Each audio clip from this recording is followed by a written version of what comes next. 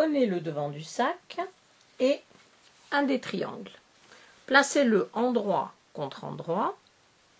Alignez le bord, mettez des épingles et faites une piqûre à 1 cm du bord tout le long.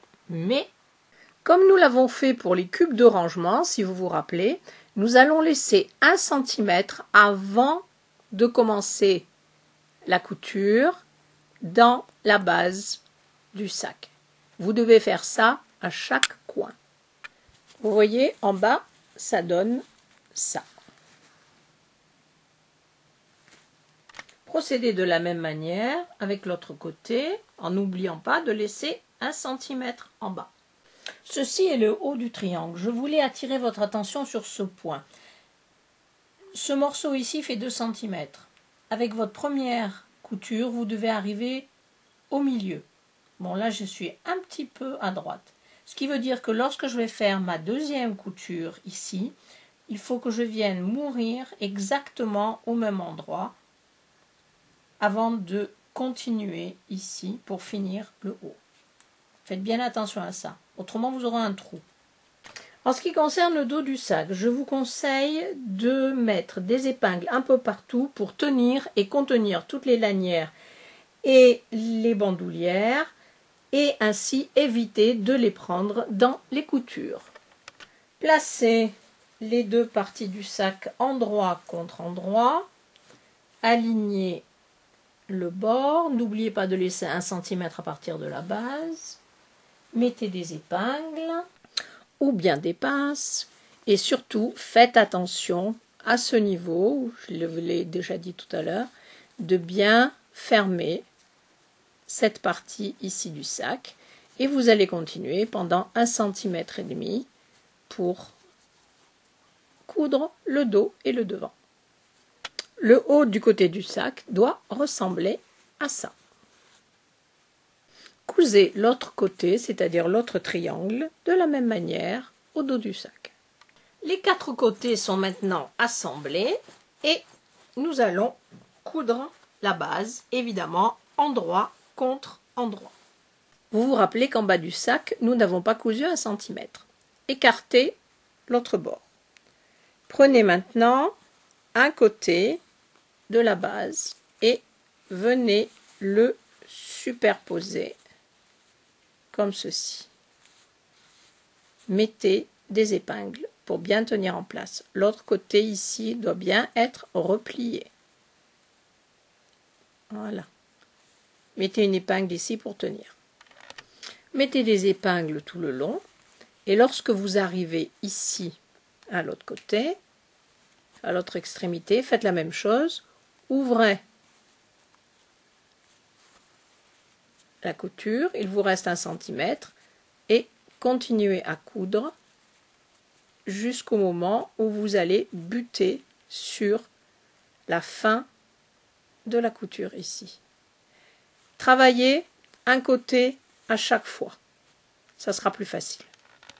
La base est cousue et je voulais vous montrer que vous ne devez pas coudre jusqu'au bout d'un côté ni de l'autre. Vous vous arrêtez à 1 cm de chaque côté. Bon, là j'étais un petit peu plus loin, mais c'est pas bien grave.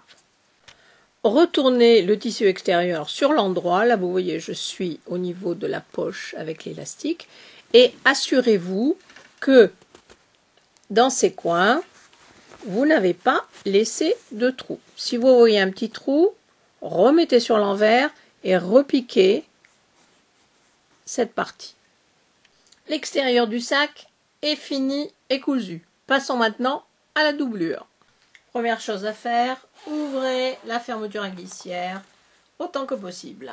Si vous n'avez pas assez de poche à l'intérieur, évidemment, avec le côté en triangle, comme on a fait pour le côté extérieur, vous pouvez rajouter des poches avec un élastique.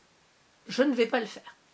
Et nous nous sommes tellement amusés pour monter l'extérieur du sac que nous allons faire exactement la même chose, suivre la même méthode pour coudre la doublure. Et en bas, n'oubliez pas que vous devez laisser 1 cm sur chaque côté. Dans la doublure, il va vous falloir laisser une ouverture pour pouvoir retourner le sac sur l'endroit. Donc, j'ai décidé plutôt de laisser l'ouverture sur un des côtés, plutôt que dans la base. Donc, ici j'ai laissé 22 cm. C'est un gros sac à dos, donc il nous faut de la place. Une dernière petite astuce, vous avez le triangle, la pointe qui est ici. Lorsque vous avez fini de coudre les deux côtés, retirez l'ouvrage de la machine. Vous êtes arrivé à la même hauteur des deux côtés. Ensuite, superposez, vous avez les deux petites bandes qu'on a mis en haut. Superposez les deux bandes et finissez votre couture en commençant ici par le haut et en arrivant à ce niveau-là. Vous aurez une jolie finition. Évidemment, vous pouvez faire ça pour le tissu extérieur aussi. Voyez le résultat, ça fait bien propre.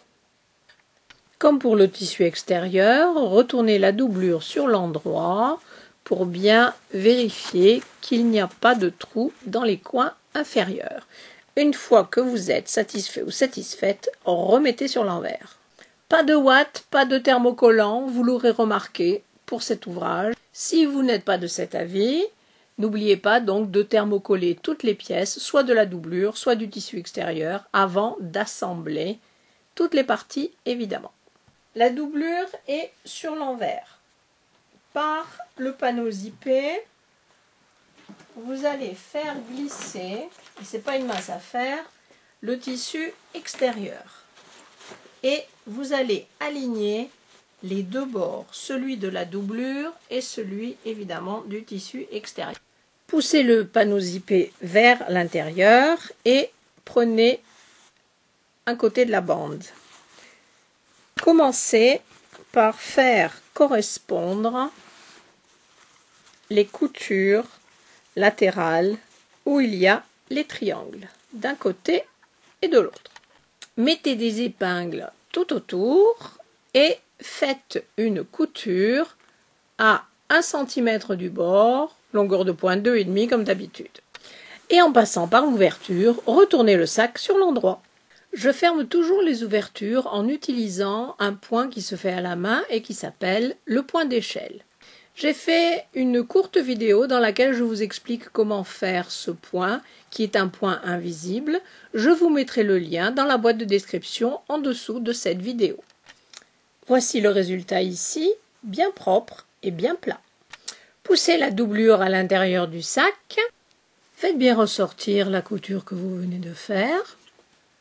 Ensuite, mettez des épingles et faites une surpiqûre tout autour, longueur de point 4 à 5 mm du bord.